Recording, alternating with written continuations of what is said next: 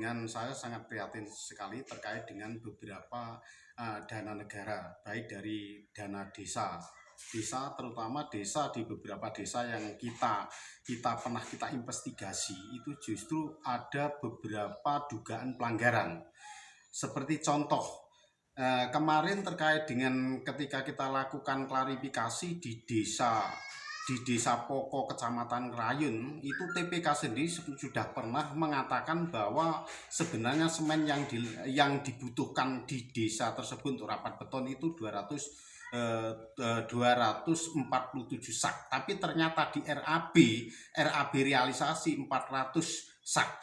Nah ini yang menimbulkan terjadi banyak pelanggaran-pelanggaran yang merugikan uang negara. Kalau kita ini sebenarnya banyak yang sudah kita laporkan, baik di kejaksaan. Kemarin kita sudah laporkan di kejaksaan terkait dengan dugaan pelanggaran dana desa yang ada di Desa Kaponan.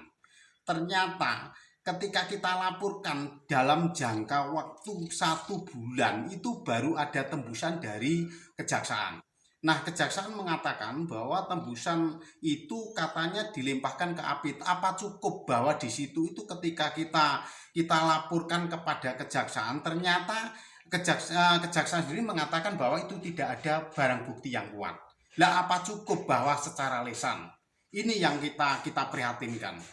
Nah, di sini terkait baik dari pelanggaran-pelanggaran mengenai masalah dugaan penyimpangan dana PU.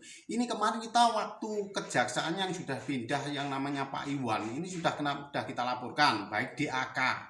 DAK itu justru di situ itu menurut keterangan Pak Iwan kemarin yang sudah pindah di Malang kalau tidak salah, kemarin mengatakan bahwa terkait dengan yang kita laporkan dugaan itu, menurut keterangan Pak Iwan katanya tidak ada pelanggaran. Nah, kita kalau hanya cuma secara lisan justru kita kan sangat curiga sekali. Ada apa di balik masalah itu? Kan itu. Dan sebenarnya kita upaya lembaga pengawas korupsi untuk melaporkan terkait dugaan penyimpangan yang di situ seperti contoh terkait dengan kemarin yang ada di Selaung di Caluk. Ini justru ada dana yang dibuat Gapuro, ini justru sesuai dengan pengakuan dari beberapa perangkat. Di situ kan tidak tahu menau terkait dengan anggarannya berapa. Ternyata bendara itu ketika mengambil uang 100 untuk BKD untuk pembuatan Gapuro, di situ itu Pak Lurah menurut keterangan Inspektorat Pak Joni itu justru Pak Joni mengatakan itu tidak ada masalah.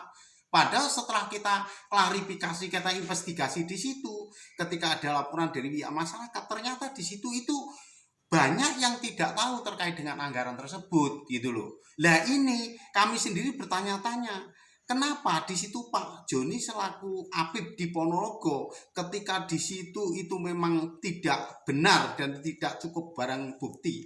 Di situ laporan saya itu bagaimana? Apa cukup secara lisan? Secara lisan bahwa itu tidak ada pelanggaran, ini kurang puas. Bagaimana lembaga bisa mendeteksi di situ terkait dengan di situ merupakan suatu pelanggaran? Itu contoh terkait dengan anggaran dana desa. Dengan dana desa tersebut itu kita selaku lembaga pengawas korupsi banyak yang menolak ketika kita ini menyodorkan POM yang harus ditulis dengan kepala desa. Dan kita kepingin tahu RAB-nya kayak apa. Kalau memang di situ itu karena banyak yang terjadi beberapa masyarakat melakukan di situ dugaan adanya pelanggaran, Pak.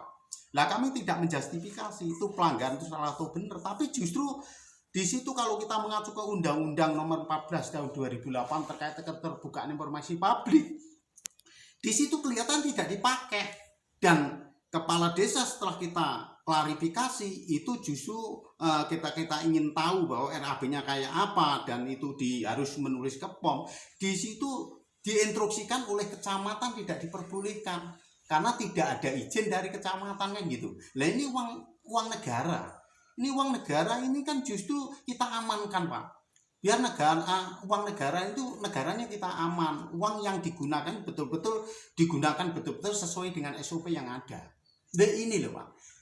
Perjalanan kami mulai kurang lebih lembaga pengawas korupsi Jawa Timur di Kabupaten Ponorogo kurang lebih hampir ada 6 tahun.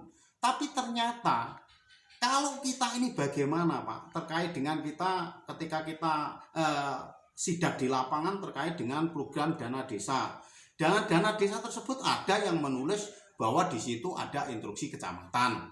Ada yang di situ itu tidak diperbolehkan karena ini sudah ada Banwas sendiri yang mengecek. Lah, gunanya opo kontrol itu? Karena kalau kami Pak di lapangan itu memang real tahu di lapangan kayak apa, terkait dengan pelaksanaan proyeknya kayak apa. Di situ justru ketika kita laporkan Pak, ini tidak ada ya, tidak ada tindak lanjut, alasannya tidak ada pelanggaran. Nah, tidak ada pelanggaran, kita juga bertanya-tanya, apa lapor cuma secara lisan, secara kalau pemerintah kita melaporkan suatu lembaga melaporkan kepada dugaan tindak pidana itu justru apa cukup tidak ada barang bukti dan itu justru terus tidak ada tindak lanjut kan gitu.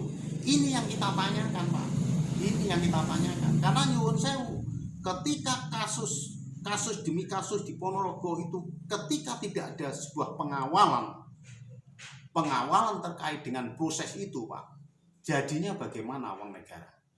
Harapan kami terkait kami selaku lembaga pengawas korupsi bahwa penegak hukum itu harus menindaklanjuti terkait dengan program-program negara terkait dengan beberapa proyek yang ada di desa dan juga terkait dengan TPK itu juga harus melaksanakan pembangunan itu biar pembangunannya kualitas Pak.